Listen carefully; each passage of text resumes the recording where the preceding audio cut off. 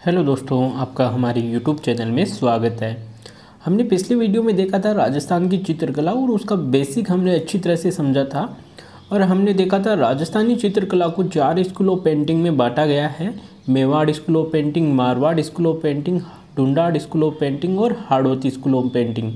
और इन स्कूलों के अंदर भी चित्र शैलियाँ आती है। जैसे हमने बात की थी मेवाड़ स्कूल ऑफ पेंटिंग के अंदर उदयपुर चित्रशैली, चावड़ चित्रशैली, नाथद्वारा चित्रशैली और देवगढ़ चित्रशैली।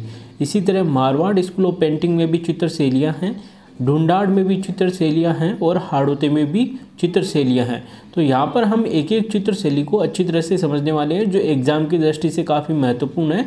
तो सबसे पहले हम लेने वाले हैं मेवाड़ स्कूल ऑफ पेंटिंग, और इसकी जो भी चित्रशैलियाँ हैं 4, उनको एक एक करके हम अच्छी तरह से समझेंगे। हमने अपने पिछले वीडियो के अंदर जो मेवाड़ चित्रशैली की उदयपुर चित्रशैली है, इसको अच्छी तरह से देखिए समझा था।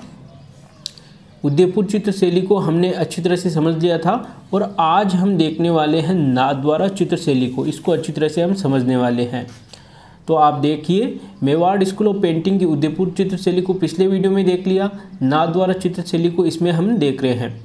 तो ये एग्जाम की दृष्टि से काफ़ी महत्वपूर्ण भी है, तो एक एक बातों पर आप गौर करिएगा। देखिए, नाथद्वारा चित्रशैली 10 फरवरी 1672 में राज सिंह ने श्रीनाथ जी के मंदिर का निर्माण करवाया।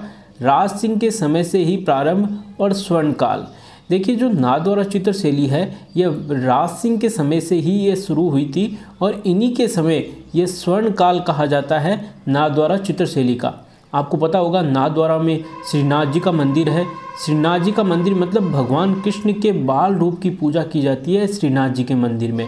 तो एक तरह से ये भगवान कृष्ण से जुड़ी हुई चित्रशैली है।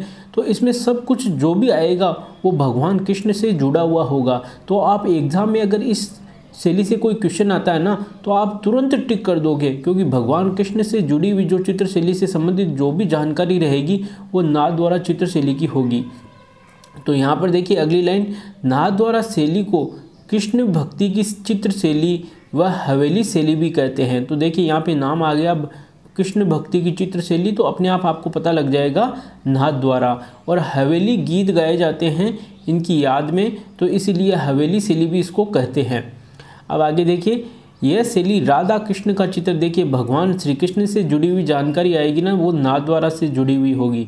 तो राधा कृष्ण का चित्र, कृष्ण लीला, माता यशोदा का चित्र, सांझी का चित्रण, सांझी से आज से यहाँ माता पार्वती से हैं। पिछवाइयों के चित्रण के लिए प्रसिद्ध है। अब आपको पता होगा पिछवाइयाँ वैसे भी नाथद्वारा की प्रसिद्ध है, क्योंकि भगवान जो श्री कृष्ण का या श्रीनाथ जी का मंदिर है उसके पीछे जो पर्दा लगा हुआ है ना, उस पर्दे में भगवान कृष्ण की जो लीलाएं हैं वो चित्रों के माध्यम से अंकित है, और जिन्हें ही पिछवाइयों का चित्रण कहते हैं। प्रधान रंग की अगर बात करें तो हरा व पीला नाथद्वारा शैली के अंदर प्रधान रंग है। हमने उदयपुर में देखा था पीला और लाल, लाल और पीला था उसके अंदर, और यहाँ पे हरा और पीला है। तो अंतर आप याद रखिएगा, हरा और पीला। अब देखिए मेवाड़ वालों को कैसे आप याद कैसे रखोगे। मेवाड़ वालों को क्या होता था, जो मेवाड़ के राजा थे ना, हमने आपको बताया था ट्रिक, उनको बहुत गुस्सा आता था तो वो लाल और पीले हो जाते थे। जबकि अब आप भाई भगवान के पास आ गए हो नाथद्वारा में, तो यहाँ पर आपको लाल पीला नहीं होना है। अब खुश हो जाओ। खुश कैसे होते हैं, हरा हरा खुशहाली भरा रंग होता है, आपको पता है। तो हरा और पीला ये नाथद्वारा चित्रशैली का रंग है।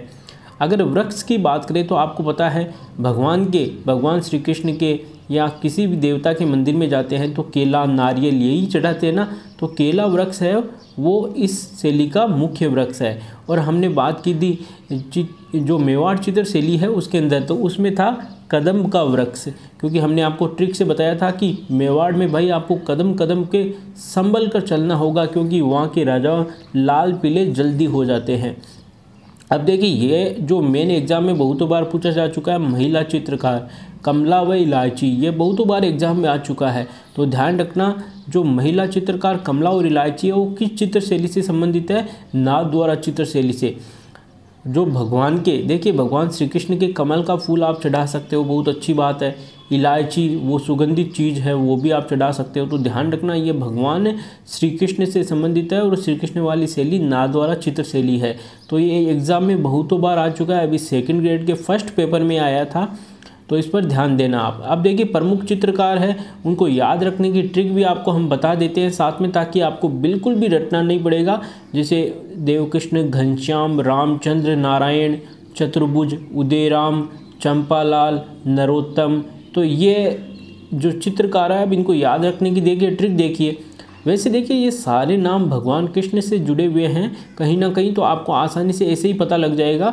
तो देखिए ट्रिक भी देख लो आप साथ में। भगवान कृष्ण घनश्याम, नरों में उत्तम नारायण, चार भुजाओं वाले, दया रूप के चंपा के फूल चढ़ाओ। अब देखिए वैसे आपको याद हो गया होगा, जैसे देव कृष्ण ये भगवान कृष्ण से जुड़ा हुआ है, इनको ही एक तरह से घनश्याम कहते हैं। रामचंद्र, नारायण, ये एक तरह से इनका ही रूप है, नारायण या राम भगवान श्री कृष्ण का ही रूप है। और चतुर्भुज आपको पता है नारायण भगवान जो विष्णु है वो चार भुजाओं वाले आपको दिखाए जाते हैं। उदयराम, चंपालाल, अब देखिए कैसे याद रख लो। भगवान कृष्ण, घनश्याम आ गया, नरों में उत्तम, ध्यान रखना एक नरोत्तम भी इसका चित्रकार है। भगवान कृष्ण है जो नरों में उत्तम है, और इन नरों में उत्तम इनका कौन सा रूप है, नारायण वाला। और नारायण वाला जो रूप है ना वो चार भुजाओं वाला है, चार भुजाओं वाला। और दया के रूप है, दया से याद रखना उदयराम, उदयराम, ठीक है। के चंपा के फूल, चंपा से आज से चंपालाल, तो चंपा के फूल चढ़ाओ। तो ये आपको आसानी से याद हो जाएगा। तो नेक्स्ट वीडियो के अंदर देखिए, अब हमारी जो मेवाड़ स्कूल ऑफ पेंटिंग की हमने उदयपुर चित्रशैली, नाथद्वारा चित्रशैली को अच्छी तरह से समझ दिया है। अब देवगढ़ और चावंड चित्रशैली, इनको हम एक ही वीडियो के अंदर नेक्स्ट वीडियो में लेने वाले हैं। तो अगर वीडियो अच्छा लगा हो तो लाइक करिए और ज़्यादा से ज़्यादा इसको शेयर करिए। धन्यवाद दोस्तों।